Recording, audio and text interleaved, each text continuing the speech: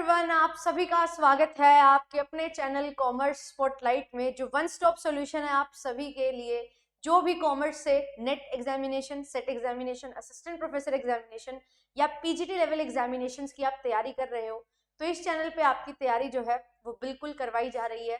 और आप जो है इस चैनल के साथ ज्वाइन कर सकते हैं और आप अपनी तैयारी जो है वो बहुत अल्टीमेट तरीके से कंटेंट और प्रीवियस ईयर क्वेश्चंस और एक्सपेक्टेड क्वेश्चन की हेल्प से यहाँ पे अपनी तैयारी कर सकते हैं।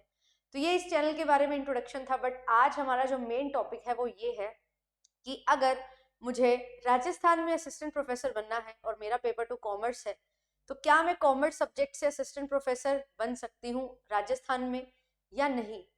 एक छोटा सा डाउट जो है हर किसी बच्चे को यहाँ पे आ रहा होगा जो भी राजस्थान से नहीं है। और राजस्थान में जो असिस्टेंट प्रोफेसर की वैकेंसी निकली है उसमें ये बोला गया है कि जो राजस्थान के अलावा डिफरेंट स्टेट से कैंडिडेट्स हैं वो भी इस वैकेंसी के लिए अप्लाई कर सकते हैं। बट जब हम जाते हैं कॉमर्स के लिए देखते हैं कि कितनी वैकेंसी है, तो हमें कॉमर्स तो वहाँ पे दिखाई नहीं देता। तो आपका ये जो थोड़ा सा कंफ्यूजन रहता है वो मैं ज़रूर इस वीडियो में सॉल्व करने वाली हूँ।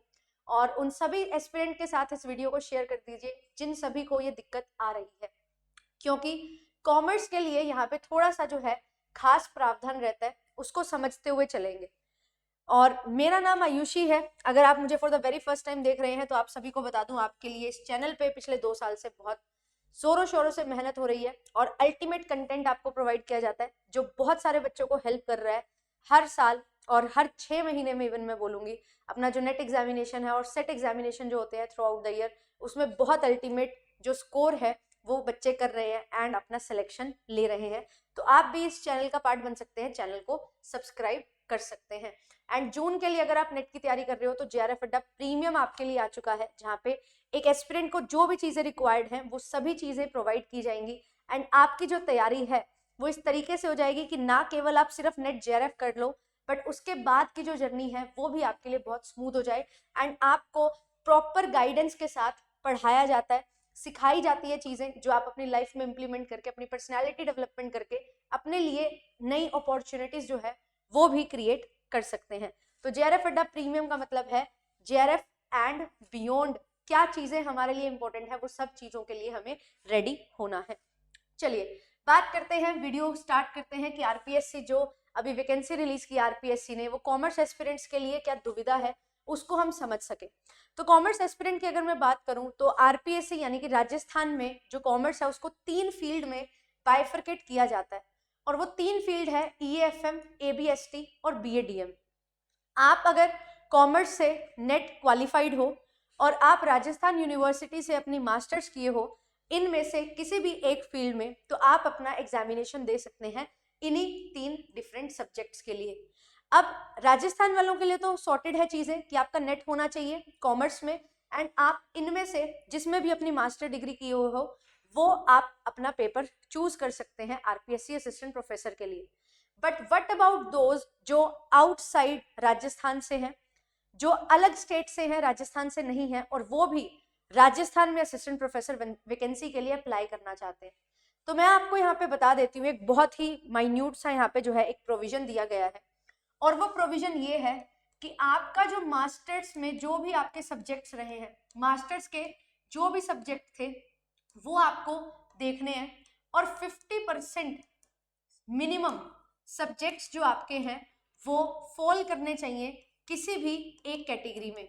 ईएफएम से रिलेटेड है, बीएडीएम से रिलेटेड है, या आपका जो है एबीएसटी से रिलेटेड है। अगर आपका 50% सिलेबस इन तीनों कैटेगरीज में मैच कर रहा है कम से कम, तो आप उस कैटेगरी में अपना फॉर्म फिल कर सकते हैं।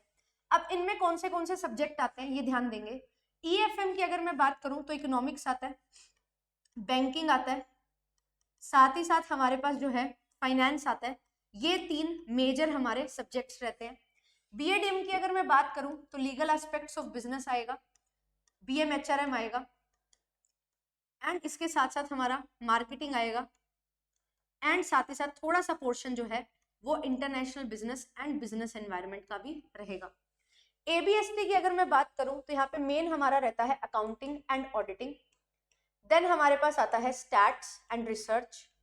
देन हमारे पास यहाँ पे जो है थोड़ा सा फाइनेंस का भी पोर्शन आता है, कैपिटल स्ट्रक्चर की जब हम बात करते हैं वो वाला टॉपिक जो है हमारा यहाँ पे रहता है, ठीक है।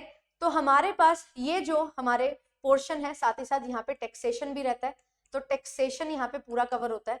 तो ये सब्जेक्ट्स हैं जो हमारे लिए यहाँ पे कवर करना बहुत ज़्यादा ज़रूरी रहता है।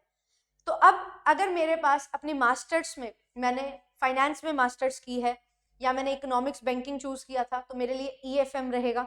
अगर मैंने मैनेजमेंट से अपना जो है मास्टर्स किया है, लाइक MBA की है, बट मैंने UGC नेट क्वालिफाई किया है, तो यहाँ पे मैं BA-DM के लिए भी अप्लाई कर सकती हूँ। और अगर मैंने मार्केटिंग या ह्यूमन रिसोर्स मैनेजमेंट से अपनी मास्टर्स की है, MCOM की है, तो भी मैं ये BA-DM में अपना फॉर्म फिल कर सकती हूँ। और अगर मैंने अकाउंट्स में अपनी मास्टर्स की है, टैक्सेशन में की है, स्टैट्स में की है ना, तो यहाँ अकाउंट्स एंड फाइनेंस में की है, तो मेरे मेजॉरिटी सब्जेक्ट्स जो है वो ABST में लाई कर रहे हैं, तो ABST को मैं अपना पेपर चूज कर सकती हूँ। बट प्रोवाइडेड कि आपके पास जो है नेट क्वालिफाई होने चाहिए, आप कहाँ से, कॉमर्स से। 08 कोड से आपका जो नेट है वो क्वालिफाई होना चाहिए। आपने MBA की है और आपने मैनेजमेंट से नेट किया है तो आप फॉर्म नहीं फिल कर पाएंगे, ध्यान देंगे। हाँ, बट अगर आपने कॉमर्स से नेट निकाला है, आपने MBA की है, तो आप यहाँ पे फॉर्म फिल कर सकते हैं, कोई दिक्कत नहीं है। मैंने EFM, BA-DM, ABST में तीनों में मास्टर्स कर रखी है। मैं राजस्थान यूनिवर्सिटी से हूँ, जिसमें आपकी इच्छा रहती है उसमें आप फॉर्म फिल कर दीजिए। तीनों में फॉर्म फिल कर दें क्या, ऐसा नहीं होता है, ठीक है। तीनों में फॉर्म फिल हो जाएगा बट पेपर आप नहीं दे पाओगे, तो इट इज बेटर कि आप एक सब्जेक्ट को चूज करिए एंड उसके अकॉर्डिंग अपना पेपर दीजिए। 2 पेपर आपको देखने को मिलेंगे अपने सब्जेक्ट से रिलेटेड, 75 मार्क्स का एक होगा, एंड थर्ड पेपर आपका जर्नल पेपर होगा, जो जीके का पेपर होगा, राजस्थान जीके 50 नंबर का होगा वो पेपर, एंड उसके अकॉर्डिंग आपके पास जो है 2 घंटे का टाइम होगा, 100 क्वेश्चन होंगे और आपको 50 में से स्कोर मिलेगा। आधे नंबर का एक क्वेश्चन आपके पास होता है, 1/3 नेगेटिव मार्किंग भी रहती है। तो अकॉर्डिंगली जो है अपने सब्जेक्ट्स को मैच करिए। 50% से ज्यादा आपका जहाँ पे भी सिलेबस मैच हो रहा है वो फॉर्म आप फिल कर सकते हो, उसमें आप फॉर्म फिल कर सकते हो। सब्जेक्ट की बात करूँ तो ऑलरेडी मैंने वीडियोस भी बनाई हुई है, कौन से सब्जेक्ट कवर होते हैं सिलेबस से रिलेटेड। सिलेबस अभी भी वही है, कुछ चेंजेस नहीं हुए, अगर होंगे तो आपके लिए नोटिफिकेशन आ जाएगा, पर अभी तक कोई चेंजेस नहीं हुए। जो पिछले साल हमारा सिलेबस था वही सेम सिलेबस अभी भी हमारे पास है। तो आप सभी जो भी अदर स्टेट से हैं वो बिल्कुल एग्जामिनेशन फॉर्म फिल कर सकते हैं। आपको अपने सब्जेक्ट्स जो है वो यहाँ पे मैच करने होंगे। जैसे मैं अपनी बात बताऊं, मैंने MCOM की है, ठीक है, मैं हरियाणा से हूँ, तो हमारे यहाँ पे कोई ऐसे 3 बाइफर्केशंस नहीं होती, बट यस MCOM जब आप करते हो तो आपको प्रेफरेंस सब्जेक्ट चूज करने को मिलते हैं।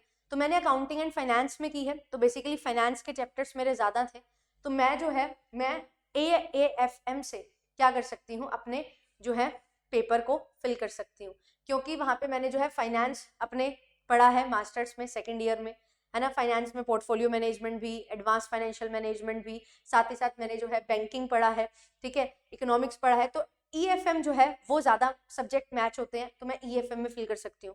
अगर मैं ह्यूमन रिसोर्स मैनेजमेंट या मार्केटिंग में करी होती हूँ तो मैं BA-DM कर सकती हूँ। अगर मैंने अकाउंटेंसी के सब्जेक्ट्स चूज किए हैं, टैक्सेशन चूज किया है, तो मैं ABST से फिल कर सकती हूँ। तो ये चीज़ आपको ध्यान में रखनी है, और उसी के अकॉर्डिंग जहाँ पे आपके मैक्सिमम सब्जेक्ट मैच हो रहे हैं, मैक्सिमम पेपर आपका जो है यूनिट्स मैच हो रही है, वो आप जरूर से मैच करके अपना सब्जेक्ट चूज कर सकते हैं। और एक बात याद रखिएगा, अगर आप किसी और स्टेट में हैं और आप रिजर्वेशन कैटेगरी का बेनिफिट ले रहे हैं, वो बेनिफिट आपको राजस्थान में नहीं मिलेगा। राजस्थान के जो लोग होंगे जो राजस्थान स्टेट से बिलोंग करते हैं, उन्हीं को ही रिजर्वेशन बेनिफिट मिलेगा। बाकी सभी स्टेट्स के कैंडिडेट वहां पे जनरल कैटेगरी के तौर पे ही कंसीडर किए जाएंगे। बट अगर आपने नेट अपना रिजर्वेशन कैटेगरी के साथ क्लियर किया है तो कोई दिक्कत नहीं है, आपका नेट क्वालिफाइड है तो वो नेट क्वालिफाइड माना जाएगा। तो ये जो भी दुविधा रहती है कॉमर्स के बच्चों को, आई होप ये वीडियो से वो दुविधा आपकी सही हो गई होगी, क्लियर हो गई होगी, और अब कोई दुविधा नहीं रही होगी। और आपको मैं बता दूं, जो भी नेट के लिए तैयारी कर रहे हैं, अभी नेट के लिए आप तैयारी कर रहे हो, तो गिव योर बेस्ट शॉट कि नेट आपका क्लियर हो जाए, सो दैट आप इस फॉर्म के लिए भी, फॉर्म वैकेंसी के लिए भी फॉर्म फिल कर सको। तो आपकी तैयारी के लिए JRF अड्डा लेके आ चुका है। 8 बजे से रात के 8 बजे तक 12 घंटे के लिए आपके लिए टेस्ट ओपन रहेगा। हर थर्सडे और संडे फ्री मॉक टेस्ट है आपके लिए, आप लोग लगाओ एंड देखो आपका स्कोर कितना आ रहा है, एंड आपको रिजल्ट भी जो है अगले दिन मिल जाएगा। तो ये चीज़ है, और ये JRF और नेट अचीवर्स हैं कॉमर्स के, तो आप भी बन सकते हैं बिल्कुल कॉमर्स में नेट क्लियर कर सकते हैं। आपके लिए जो है बिल्कुल बढ़िया तरीके से मॉक टेस्ट सीरीज मैंने स्टार्ट की हुई है, और इन्हीं क्लासेस की हेल्प से आप जो है हमारे साथ जुड़ के अपनी तैयारी को इस लेवल का कर सकते हैं कि आप सिलेक्शन ले सकते हैं।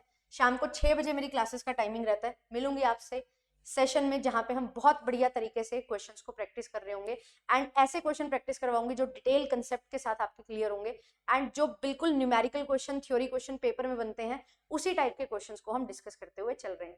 तो चलिए इस सेशन को करते हैं यहीं पे समाप्त। आई होप आपको जो सारी क्लैरिटी है मिल गई होगी। जरूर शेयर करिएगा सभी के साथ एंड चैनल को सब्सक्राइब करना मत भूलिएगा। Thank you so much.